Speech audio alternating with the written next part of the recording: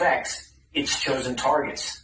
NBC News now. A story caught our attention here on Top Story. A member of the House Intelligence Committee is warning Americans not to use DNA testing services. Congressman Jason Crow said this weekend that private companies could use the material to develop bioweapons targeting individuals.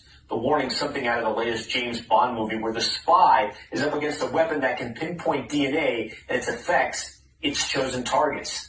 NBC News national security correspondent Ken Delaney joins us now. Ken, this is pretty alarming. Our only point of reference is a James Bond film. Is this actually possible, and how do these weapons work?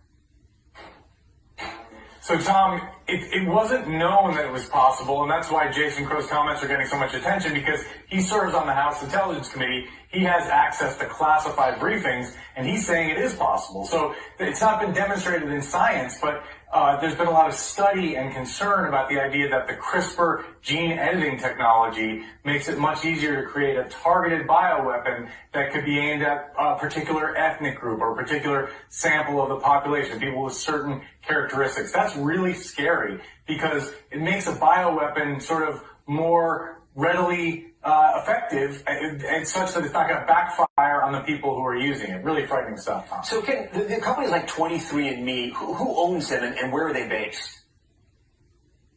So 23andMe is actually an American-owned California company that trades on the NASDAQ, but U.S. officials have said it has a Chinese investor, and it hasn't been transparent about exactly what data it shares with that Chinese investor. Now, the 23andMe CEO has said that they do not sell the data they collect to the government of China, but there's a lot of U.S. officials I talk to that have a lot of questions about that. And it's not just 23andMe. There's a Chinese company called BGI that sells a neonatal test called Nifty that allows women to bypass amniocentesis to test their prospective fetus to see if there are any irregularities. It also gathers their DNA, and it doesn't advertise that it's a Chinese company. So there's a lot of trading of data, moving around of medical data without a lot of regulation or transparency. Well, yeah, I was going to ask you about that, Ken, because, could they sell your information, essentially? You sign up for these products, you think they're amazing because you find a long-lost cousin, a long-lost brother in some cases. But what happens to that information if they're selling it to companies overseas, if they are?